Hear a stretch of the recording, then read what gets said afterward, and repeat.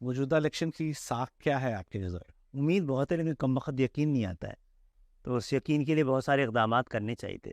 Level playing field کی بات ہر ایک کر رہا ہے۔ کیا موجودہ الیکشن کی ساکھ 2018 سے بہتر ہوگی یا اس سے بدتر؟ مجھے یقین ہے افورڈ نہیں کیا جا سکتا۔ دیکھیے، ایک ہی تجربہ گاہ ہے، ایک ہی طرح کے تجربے ہیں، شکلیں بدلتی رہتی ہیں، اس سے کام نہیں چلنا ہے نا۔ اب یہ فیصلہ پاکستان کی عوام کو کرنے دیں۔ آئندہ حکومت کس کے دیکھ رہے ہیں؟ مشکل کام ہے، پنجاب فیصلہ کرتا ہے۔ پنجاب میں پیپلز پارٹی تو بہت عرصے پہلے رخصت کی جا چکی ہے۔ نواز شریف کو دیکھتے ہوئے کیا لگتا ہے آپ کو کہ اگر وہ وزیر اعظم بن جاتے ہیں تو کمپرومائز نواز شریف ہوں گے یا ووٹ کو عزت دو گے؟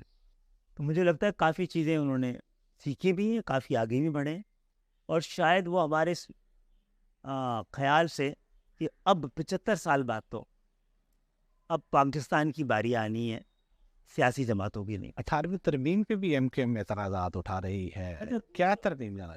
کچھ لوگ اس کو رول بیک کرنے کو کہتے ہیں، ہم اس کو مکمل طور پہ امپلیمنٹ کرنے کو کہتے ہیں۔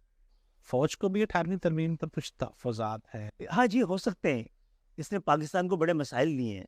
اگر وفاق کے پاس دفاعی بجٹ اور قرضوں کی ادائیگی کے علاوہ کوئی پیسہ بچتا ہی نہیں ہے، ترقیاتی کاموں کی سارا فنڈ، عوام کی سہولت کا تمام فنڈ، تعلیم اور صحت کا تمام فنڈ صوبوں کے پاس آ گیا ہے، جا کے لڑکانا دیکھ لیجیے۔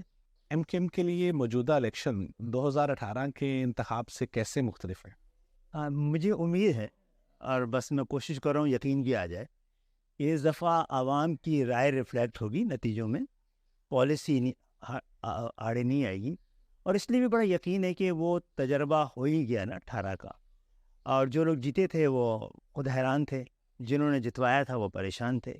آپ نے کہا کہ آئندہ حکومت ایم کیو ایم کے بغیر نہیں بنے گی، تو کیا آپ پیپلز پارٹی سے بھی اتحاد کر سکتے ہیں یا صرف نون لیگ ہی آپشن ہے آپ؟ اکثر لوگ ہم سے پوچھتے بھی ہیں کہ آپ کبھی پیپلز پارٹی سے معاہدہ کر لیتے ہیں، کبھی پاکستان مسلم لیگ سے کر لیتے ہیں، تو بھائی ہم ڈیموکریٹ اور ریپبلکن یا لیبر پارٹی سے تو نہیں کر سکتے، انہی سے کرنی ہوتی ہے۔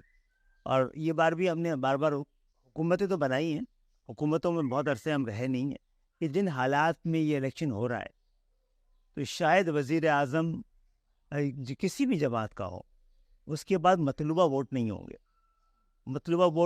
اور ایم کیو ایم میرا تجزیہ یہ کہہ رہا ہے کہ اس قدر ووٹوں کے ساتھ ہوگی کہ ان کے تسلی کے سارے سامان پورے کر سکیں۔ ملک کو جس سیاسی اتفاق رائے کی ضرورت ہے، کیا اس میں الطاف حسین کی گنجائش بنتی ہے؟ پاکستان اور کراچی کی سیاست بالخصوص؟ ایکچولی الطاف حسین کا معاملہ سیاست کا نہیں ہے، ریاست کا ہے، اور وہ شخص جس کو اپنا محسن سمجھتے رہیں، وہ جن سے ہماری محبت عقیدتوں کی منزل تک رہی ہے، ہم نے 22 اگست کو ان کو کیوں چھوڑ دیا؟ سوال ہے۔ ہم نے 92 کے آپریشن میں کیوں نہیں چھوڑا؟